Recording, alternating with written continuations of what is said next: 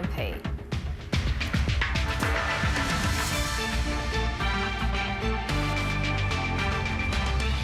Stranded Australians could be back on home soil from next week under plans to boost Darwin's quarantine capacity. The AFP drops the investigation into ABC journalist Dan Oakes over his Afghan files leak. And regional Victoria's testing facilities push to the limit.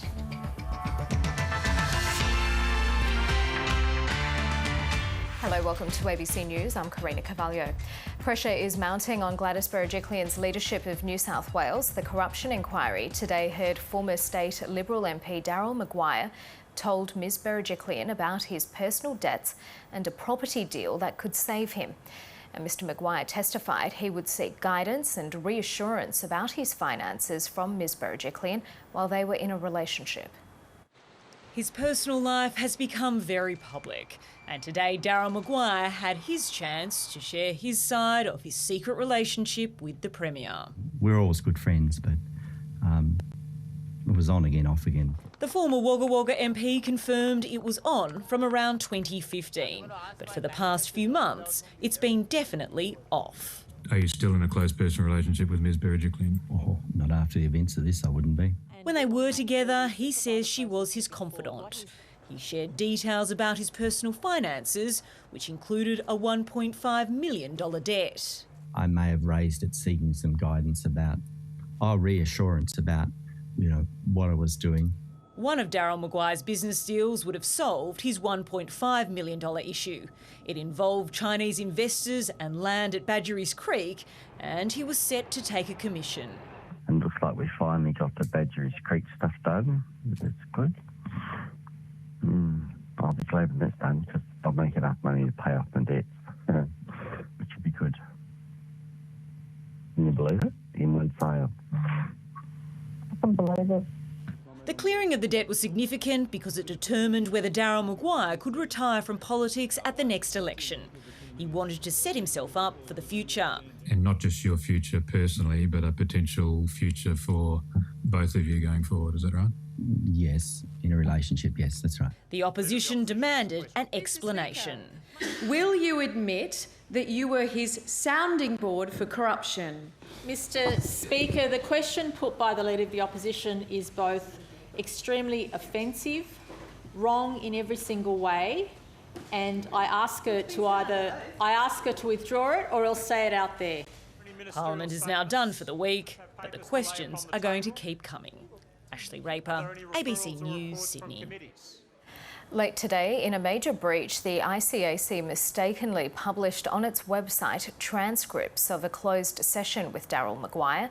The documents were quickly removed, but it's not known how many people may have read them. During the open hearing, Daryl Maguire today confessed to organising a brief meeting between a property developer and the Premier, and he also lobbied ministers on behalf of others. The corruption inquiry is getting a clearer picture of Mr Maguire's business dealings during the time he should have been serving the public as an MP. The politician who should have been looking out for constituents was instead organising introductions, including a meeting with a property developer friend and his secret partner, the Premier.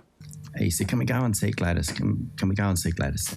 Daryl Maguire admitted bringing developer Joseph Alha to Parliament during a sitting week, but the meeting with the Premier was just a drop-in visit. The conversation was very short. I'm sure, was probably less than 2 minutes. I don't even think a photo was taken, which is what you'd normally do in a drop-in, and that was it. We were gone.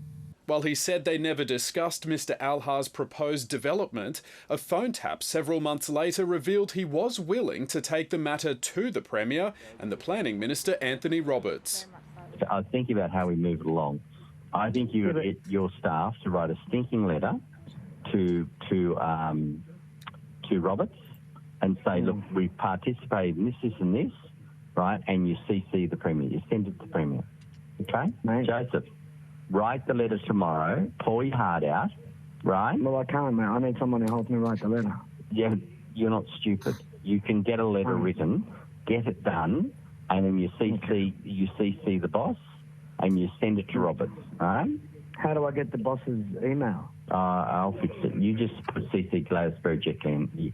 All right, you just send it to Robertson, you CC Gladys and send a copy to me. I'll get it for all right? And he offered up meetings with other high-profile ministers, even when developers didn't know who they were. Who's in charge of the train station? For Minister for Transport. Yeah, who's that? That's Constance. Can we have a meeting with him? Yeah, I'm sure. No problem. When? Oh, well, mate, how long's a bit of string? Despite already admitting to the accusations which sparked the inquiry, Mr Maguire faces more questions tomorrow. Josh Bavis, ABC News, Sydney.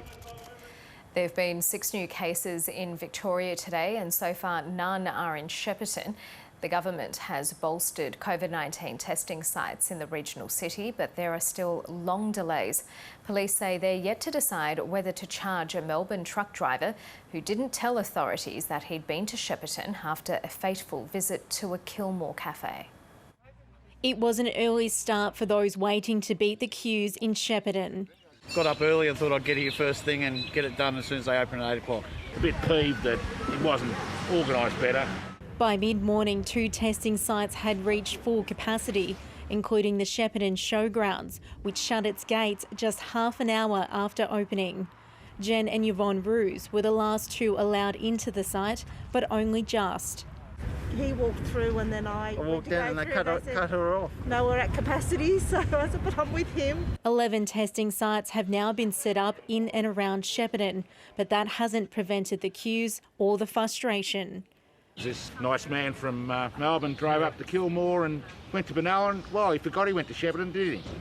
Police are still working out whether criminal charges will be laid. We've got about 400 people in the Shepparton community that are either cases, contacts or their contacts, and they are isolated at home because of one person. Early results haven't found any new infections in Shepparton yet, but 6 new cases were reported in Melbourne.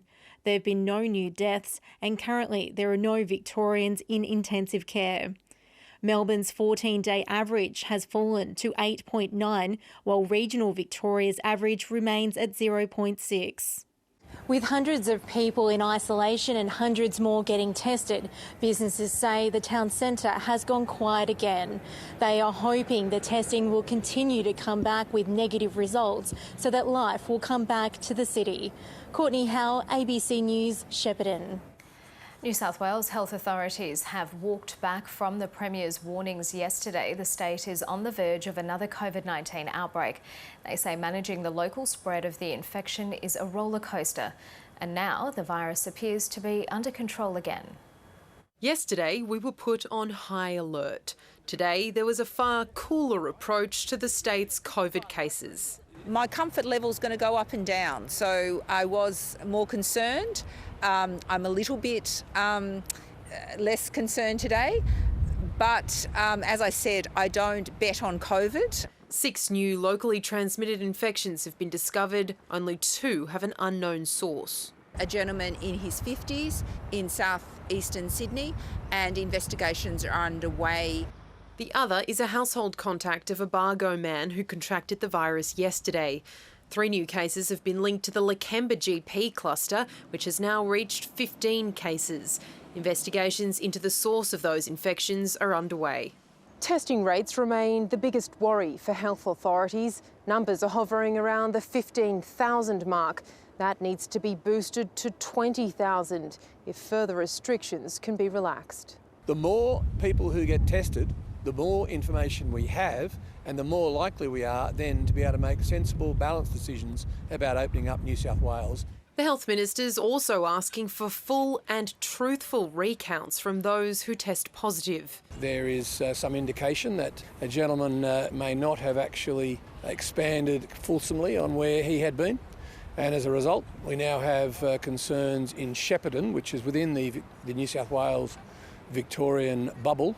In COVID times, forgetting or purposely omitting such details can have dire consequences. Lily Mayers, ABC News, Sydney. More details have emerged about plans to bring thousands of Australians stranded overseas home as part of a deal between the federal and Northern Territory governments. The ABC understands flights will leave London and India in coming weeks and fly directly to Darwin for quarantine. The Territory's Chief Minister has flown to Sydney to firm up the plan. Off to Sydney to meet the PM, the Territory's Chief Minister, making his first trip interstate since public health emergencies were declared across the country in March. We've been talking to the Australian government about how Springs being a centre for national resilience and how we can help bring more Australians home, especially before Christmas. There have been extensive preparations undertaken on that matter, and we're in the final stages of concluding those arrangements. The Howard Springs facility near Darwin is getting a rebranding as the Centre for National Resilience, and it's understood a mix of commercial and charter flights will fly thousands of people to the top-end city for their fortnight of quarantine in coming weeks. Still got a few final details to nut out, which is why I'm heading down to Sydney. 8 flights from Qantas are expected to be part of the deal, with 4 coming from London and another 4 from India's capital, Delhi. I'm aware that Qantas has briefed their staff. It was the Northern Territory and the Darwin-based National Critical Care and Trauma Response Centre that took on evacuees from Wuhan and Diamond Princess passengers at the peak of the pandemic. But the sheer number expected to return via Darwin this time will present a much bigger challenge, with more health staff and federal funding needed. Just as we've had in the past, we've had an arrangement where, if necessary, people will go to the state that they call home and be looked after by those health systems. A final announcement about exactly how Howard Springs will be scaled up is expected on Friday, after state and territory leaders emerge from National Cabinet. Australians classified as vulnerable will be given the first chance to fly. About a quarter of those who had been identified as vulnerable when I first made announcements on this several weeks ago, we've already got back. More than 29,000 Australians have told the federal government they want to come home. Felicity James, ABC News. The Federal Police has formally dropped its case against ABC journalist Dan Oakes over his reporting on the so-called Afghan files. The decision ends a 3-year ordeal for the journalist, who was facing potential imprisonment for using leaked classified documents to expose alleged war crimes. From Canberra, political reporter Matthew Doran. The sight of police entering the offices of an independent news organisation made headlines around the world. The police raided the Sydney headquarters of the country's national broadcaster. Now, 763 days after the Australian Federal Police revealed their investigation, a decision to close the case without putting a journalist in the dock. I wouldn't be human if I hadn't have thought at some point in time, is this really worth it? The ABC's Dan Oakes and Sam Clark were pursued for their series of reports detailing allegations of serious misconduct by Australian Special Forces in Afghanistan, something the Defence Department itself has been investigating for years. The prospect of charges against Clark for reporting on leaked classified information was dropped in July, but the threat of prosecution still hung over Oakes until now. It is a considerable relief. In a letter to the ABC's managing director, the AFP said a range of factors were considered, including the role of public interest journalism in Australia's democracy.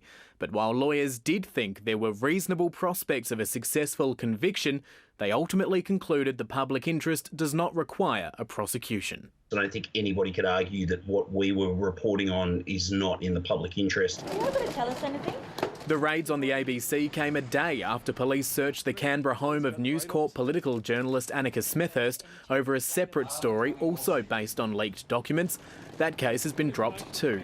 The federal government has argued since last year it was disinclined to see a journalist charged, even though laws allowing prosecution still exist. What a clumsy, cumbersome, expensive way for the system to work to, in the end, reinforce the principle that there should be a public interest test in the way journalism is done in a democracy. Today's announcement doesn't signal an end to the media's demands for greater protections for journalists and their sources. And it is something of a hollow victory for press freedom, given the whistleblower involved is currently on trial for his role in this saga. Matthew Doran, ABC News, Canberra. A gunman is on the run tonight after a siege forced parts of the central coast of New South Wales into lockdown. It began with police chasing a stolen car and ended after an officer killed one of two heavily armed men who were in the vehicle. The police pursuit escalates into a frightening siege on a semi-rural property. Heavily armed officers draw their weapons amid a very real and dangerous threat. Having a double-barrel firearm pointed at you, fear of life, there can be no more strenuous position for a police officer to be placed into. And so with a gun pointed at them, police opened fire on one of two thieves, the gunshots sending residents into a panic. Far out, like this is the Central Coast. This is not, this is not the US. This is not somewhere where you normally think these things would happen. It began with a stolen car and two armed men behind the wheel, which triggered a massive emergency response. From the air and on the ground, police were taking no chances, sending reinforcements from Sydney. It's pretty full on, like there was at least sort of 30 cop cars, plus the paddy wagons, plus like the helicopter. It was really frightening. They were flying in from every direction, coming down from this way, that way. Residents were ordered to stay inside their homes and students were locked in their classrooms. Just wanted to find out if I could maybe get my daughter out of school, but apparently they're in lockdown. The armed men set fire to their stolen car before fleeing on foot. One got away, the other drew his gun before police shot and killed him. The police have acted professionally. In fact, I believe their actions have been very courageous considering the actions of the offender. Police are yet to identify the man killed in the standoff and admit they still don't really know who they're looking for. With the gunman still on the run though, residents in the Wyong area are being told to stay inside and lock their doors. The actions of police will be the subject of a standard independent review. Mark Reddy, ABC News, Hamlin Terrace. Mark Reddy is at the crime scene for us tonight.